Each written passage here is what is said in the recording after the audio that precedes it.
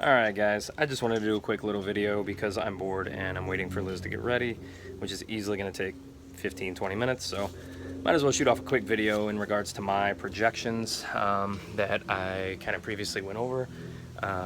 So let's just start from the top. Obviously I think mine are locks with Bell and DJ.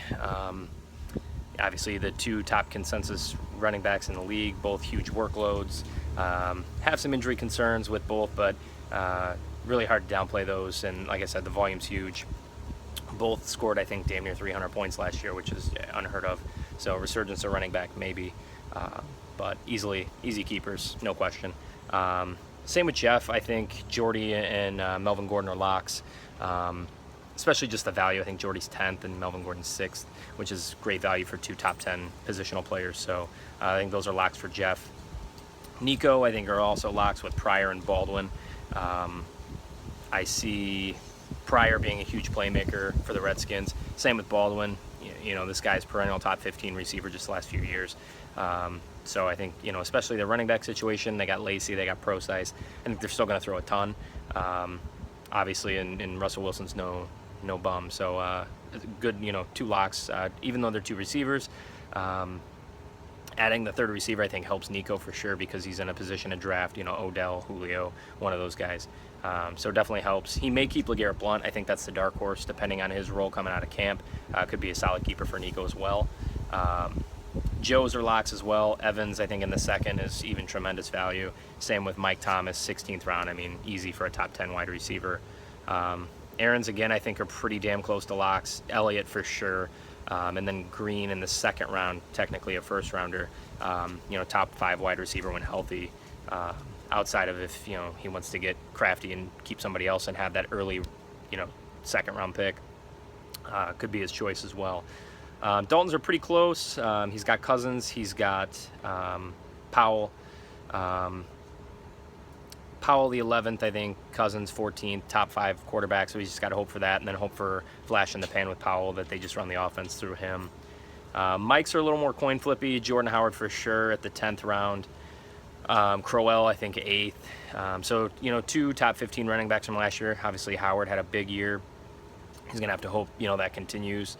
That they just continue to pound the rock with him. But Mike loves starting with 2 running backs. I know he had Michael Crabtree in the 8th round as well, so that's a possibility.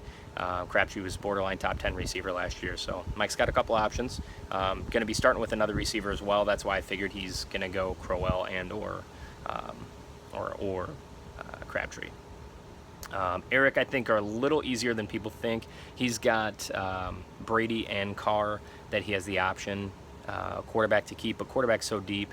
And he's got some great value with Murray and Ajayi. I think both guys are 4th round and later. So 2 top 10 running backs from last year in 4th round or greater. That's, to me, easy locks, especially in a league that's already tight on running back as it is. Brock's definitely. Brock has some good value. I mean, Tyreek Hill, Devontae Adams, Matt Ryan, all 16th rounders. I think Matt Ryan's the lock for sure. Top 3 quarterback last year. Has the best receiver, I think, in fantasy when healthy in Julio. Great offense, so I think he's going to easily keep Ryan. The next part, though, that I'm coin flippish on with Brock is that outside, the top 3 running backs are being kept. The 4th best, I think, is LaShawn McCoy. He has the ability to keep him in the 1st round, cost him the 8th overall pick, being the 3rd place team. So it's up to him if he wants to keep the talent, lock himself in at running back, or if he wants to draft somebody there. But you're looking at a guy like Marshawn Lynch, that would he maybe hitch his wagon to. Guy's 30, 31 years old, coming off a season where he didn't play. I think McCoy's probably the safest bet because Adams, you don't know if he's going to put up what he did last year. Same with Hill. I think Hill is a boom or bust, like Deshaun Jackson type player.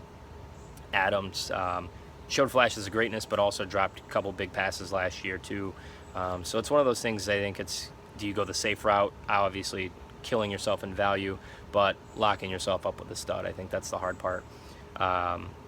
Jobby's keepers also really tough because he's in a spot where keeping, it's all about value, but you also want to keep very talented players. And his 2 most talented players are Freeman and Cooper, but it's going to cost him his 1st and 2nd round picks. whereas Hunter Henry might be his best value, but you're talking about a maybe 10 to 12 ranked tight end. It's a 16th round value. I get it, but you're not getting that talent. So I see him maybe keeping Freeman in the first, maybe Cooper in the second, and then drafting a running back like Freeman in the first round and still getting to keep Henry. So there's a couple guys with some tough spots, and then I think half the league is pretty much locked in. That's just my opinion. You guys know projections and opinions don't mean anything. Obviously, I could be wrong on half these guys. But it's fun to do a little video. Like I said, I'm bored as fuck.